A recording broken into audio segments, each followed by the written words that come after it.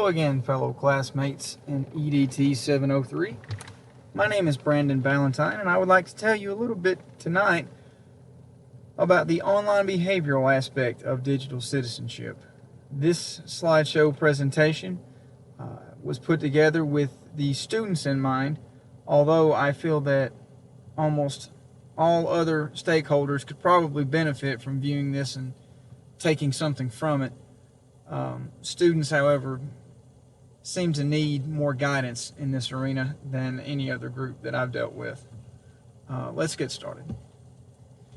The standard in the International Society for Technology and Education, 2B, states, students engage in positive, safe, legal, and ethical behavior when using technology, including social interactions online or when using networked devices. Now, when these network devices or local area connections are used between these devices for classwork purposes, there's a certain etiquette that I feel should be observed. Listed here are some guidelines that apply when students are working together on projects or even critiquing each other's work. These are all very basic. These are common sense, mainly because they pertain to work that is able to be viewed by a teacher. When students know that someone is watching, obviously they're more likely to perform in the parameters of like school behavior. The first one I listed is to be concise. It's important to be clear online, especially when nonverbal cues are not used in the communication. When people are not talking face to face, they can't pick up on subtle tones and voices. They can't read facial expressions. They can't see what you're doing with your hands. A lot of times, things are lost in text communication. Like I said, sarcasm is a lot of times completely over a lot of people's heads. Jokes are lost on people. It's important to be to the point. Secondly, and this is something that is true in my opinion across the spectrum, online or offline, is to be polite. Even though the interaction may be brief, manners are still paramount. Remember, you're still classmates. These are people that, well, outside of a year that we were experiencing a pandemic, you would still see in class, probably the day after this online interaction, at least the day after or the week after. Eventually, you would see these people in person. So if you're a jerk to someone online, I don't know, I can't speak for everyone, but that's something that I don't typically forget. That's something that I would remember my dealings with you online if you were a jerk to me. So it's important to be polite to your classmates. Thirdly, be teachable. Anytime we're reviewing each other's work, it's important to remember that you need to be constructive and uplifting to your classmates. Peer criticism should be executed in a positive manner. Remember, it's important to be constructive. Now, on to the portion of my presentation that I feel that these students in particular could probably learn the most. These are some practical applications for digital citizenship online behavior. And again, I want to reiterate how important it is that students get this knowledge, because unfortunately I don't know your experiences. In my experience, however, especially dealing with middle schoolers specifically, they're very short-sighted, I think would probably be the most eloquent way I could put it, with their online interactions. I'm not going to go into specifics. You can probably put it together based on these applications that I've listed. We'll start with probably the biggest area where students tend to have a misstep: social media. It's important to treat social media interaction just as you would face-to-face interaction. And a really good rule of thumb is that you shouldn't do or say anything online that you would not do or say in person. Now, I realize that different students behave differently when they're talking face to face. That's to say that, if they're going to be a jerk to someone in real life, they would do it online. That's not necessarily what I'm advocating at all.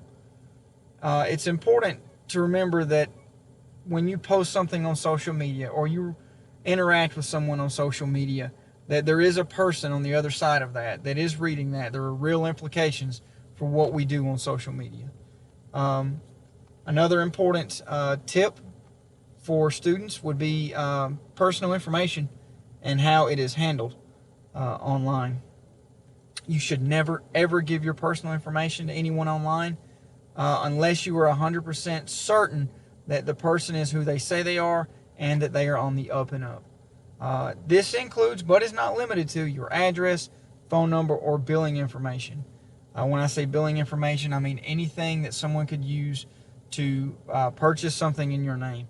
That would include credit card numbers, bank account numbers, PIN numbers for any accounts that you might have, your social security number. All of that stuff is very sensitive and should not be passed along online unless it's on a secure server to a company or a person that you are very familiar with. More practical applications. Networked devices. This is something that a lot of students tend to forget about. They don't realize that when their devices, such as their phones or their computers or iPads or any other device that has wireless internet capabilities, are connected to an open networked router that is not password protected, anything that they pass along from that device is open season.